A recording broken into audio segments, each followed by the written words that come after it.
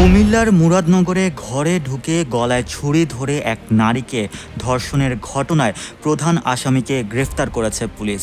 অভিযুক্ত প্রধান আসামি ফজর আলীকে রাজধানীর যাত্রাবাড়ি এলাকা থেকে গ্রেফতার করেছে পুলিশ। এর আগে ভিডিও ভাইরাল করা ৩ জনকে গ্রেফতার করা হয়েছে। রোববার সকালে তাদেরকে গ্রেফতারের বিষয়টি নিশ্চিত করেছেন পুলিশ সুপার মোহাম্মদ নাজির আহমেদ খান। শুক্রবার এই ঘটনায় নিজেই বাদী হয়ে মুরাদনগর থানায় অভিযুক্ত ফজর আলীকে আসামি করে একটি ধর্ষণ মামলা করেছিলেন ভুক্তভোগী।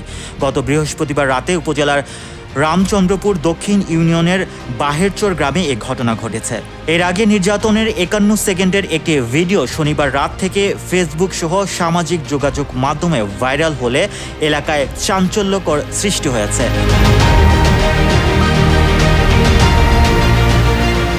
ভাইরাল হওয়া ভিডিওতে দেখা যায় বিবস্ত্র অবস্থায় ১০ থেকে ১২ জন যুবক ওই নারীকে মারধর করছে। এ সময় ওই নারী বাঁচার জন্য চিৎকার করলেও কেউ তাকে রক্ষা করেনি। পুলিশ বলছে, ভিডিও ভাইরাল হওয়ার আগে ওই নারীকে বিবস্ত্র করে নির্যাতনের বিষয়টি কেউ পুলিশকে অবহিত করেনি। ওই নারী তাকে ধর্ষণের অভিযোগে শুক্রবার মামলা দায়ের করেছেন। গিয়ে এসে ফজর আলীকে আটক করে মারধর করে এবং ঘটনার ভিডিও ধারণ করে। পরে ওই নারীকে উদ্ধার করা হয়।